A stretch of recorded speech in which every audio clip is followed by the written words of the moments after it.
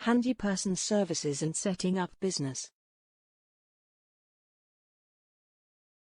Introduction to the module. To set up a handy person business, you must know how the handy person services function. Then, you will have to plan for the costing and charging sector. After completing this module, you will get a clear idea of the sectors mentioned above. Topics to be covered. Approaches to funding. Service delivery models. Cost of starting and running a handyman business. Finding customer. Keeping the customers happy. How much to charge. Approaches to funding. Holistic handy person services straddle at least three main areas of government policy: health, housing and social care. While this fact should only strengthen the argument for public funding, it may also have engendered a lack of clarity as to who should bear the lead responsibility for the commissioning of services in any given area. The main variables affecting the cost of a handy person service are: range of services offered, local wage levels, distances traveled between jobs, opting to lease or purchase vans, whether or not the costs cover tools. Building firms or self-employed handy persons usually supply their own. The work rate of the handy person. The largest funders of handy person services are adult social services departments, which generally fund handy person services that increase a client's capacity to live independently.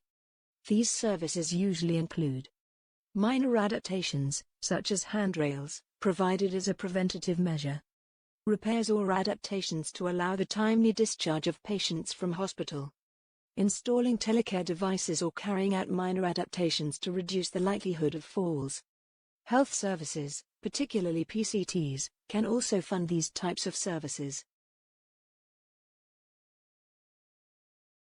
Historically, the main funder for mainstream HIR services, housing departments also provide funding for handy person services to meet their duties under Decent Homes legislation, especially removing Category 1 hazards identified by the Housing Health and Safety Rating System, HHSRS. A large number of these hazards can be dealt with by a handy person service, especially those associated with falls and entry by intruders. For local authorities which no longer have substantial repair grant budgets, a handy person can be a valuable lifeline to clients whose housing conditions pose the most significant risk. Supporting People, which aims to help people maintain independent living, now contributes a significant portion of the total funding pot for HIR handy person services. Supporting People teams have also become lead partners in the joint commissioning of handy person services in many local authority areas. Health authorities provide funding that is usually targeted to a particular service area, such as hospital discharge. Service delivery models. Most of the delivery arrangements are built around the preferences of providers, local labor conditions, the geography of the area and, crucially, the need to meet service level requirements of commissioners. The merits and weak points of all the different arrangements are discussed. Directly employed staff. The survey of HIRs found that most, 79%, employ their handy person staff to deliver the service. Advantages. More control for service provider over the recruitment process. Easier to ensure criminal records bureau checks in place, quality control, health and safety requirements. Better opportunities to train and develop staff. Easier to develop a working team approach with other elements of HIR service. More consistent service and easier for clients to develop and build trust in service.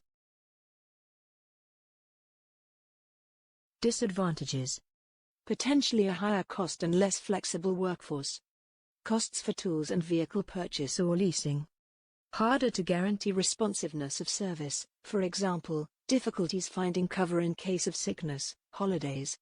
Implications under transfer of undertakings, protection of employment, TUPE, regulations where a service provider changes. All employer obligations, financial, health and safety and so on, fall on the service provider. Self-employed handy persons. A small number of agencies, 7%, use self-employed handypersons. This provides the advantages of reduced cost for providers who generally don't pay for tools, vehicles and equipment. However, it does not offer the extra flexibility of access to a wider pool of labor possible when subcontracting the service to a larger building contractor. Volunteer handypersons. A handful of HIs use volunteer handypersons to deliver services, and they are used widely by services operated by age concern groups. Volunteers are often older people themselves, so they usually get on well with clients and understand their needs. They can greatly increase the capacity of a handyperson service, forge greater links between the service and the community of older people. There are some obvious cost advantages to using volunteers. However, there are several checkpoints as well. Volunteers should undergo CRB checks and will soon need to be vetted by the Independent Safeguarding Authority, ISA, as well, just as if they are regular employees, given that they are working in the homes of vulnerable people. They need to be covered by the agency's various insurance policies, which can cost more to include volunteers under the terms of the cover. There can be problems recruiting and retaining volunteers and motivating them to keep a regular commitment to the agency and the job.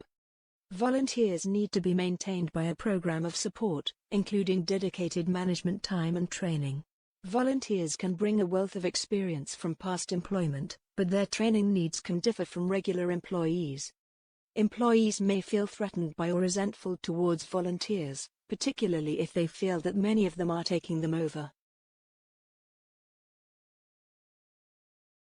Employers can find it difficult to get rid of unsuitable volunteers or those who are not working well because it is harder to manage performance. Funding models and charging arrangements for services that depend upon a large input from volunteers need to consider the risks and hidden costs involved in using this form of labor, as detailed above.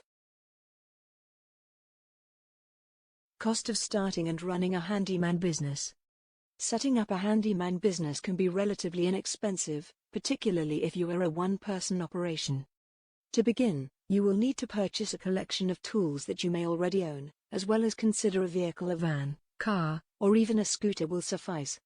However, if you don't have enough money to buy a car right away, vehicle leasing may be a good option.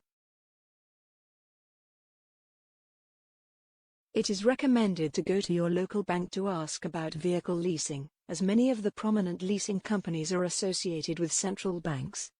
Other expenses, such as having a dedicated company cell phone plan, which could be deductible as a business expense, and branding and advertising costs, should be considered, from invoice design to local advertising. Finding customer. When you're about to start looking for clients, the first thing you can do is order 100 or more business cards. You can get this done for a fair price by mail order firms, or you can go to your nearest copy store. You can design and print your own business cards if you have access to a computer. You can make and print an entire page of cards before cutting them down to size. The most common type of paper used in computer printers is called 20 pounds. While such paper is too thin to be cut into business cards, it can be attached to a heavier backing with rubber cement. You can purchase heavier paper that will work in most printers. Keeping the customers happy. Be reliable. If you say you'll be there between 9 a.m. and 10 a.m. on Monday, you can show up. If an unfortunate occurrence prevents you from being on time, call as soon as you realize you won't be able to make it. I'm sorry, I had car problems or had to make an emergency call, or whatever the issue was. Remember that most homeowners these days are very busy. Even if they don't have a regular job, they almost always have errands to run on a daily basis. Don't make promises you can't keep. If you don't know when you'll be able to do a job, tell the person you'll call them as soon as you do. Be considerate. Try to adjust your schedule to fit the homeowner's needs. If you must listen to a radio or boombox when working, make sure it is not too loud to offend the customer. Don't light up in someone's home. It can leave a foul odor that lingers for hours.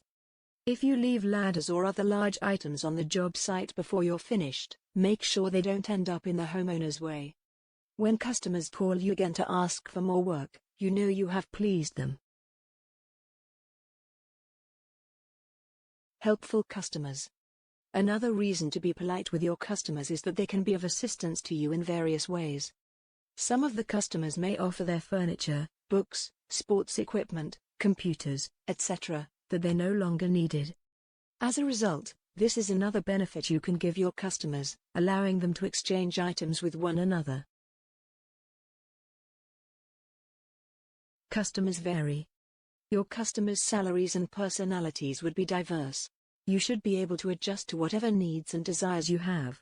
Suppose a person of limited means lives in a house where the paint is peeling. In that case, you might paint, and caulk was essential to prevent deterioration of the woodwork or penetration of water and damage to the interior. This could save the customer a lot of money.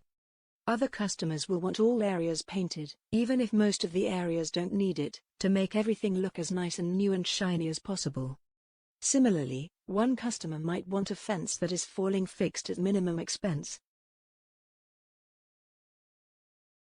How much to charge? There are two main ways to charge for a job. One is to charge a fixed price for the job. The other is called time and material. In most cases, especially when just starting your career or working for a new customer, you should give a fixed price. When people get to know and trust you, you can charge time and material. Fixed price. You look at a job and try to guess how long it will take. At first, you will probably be way off, but, in time, you will eventually get fairly good at estimating how long a job will take. Then you multiply the number of hours it will take by your desired hourly rate. Then you add on the cost of materials, and that is the price you give the homeowner. This method has the advantage for the homeowner that she knows how much the job will cost before deciding whether she wants you to do it.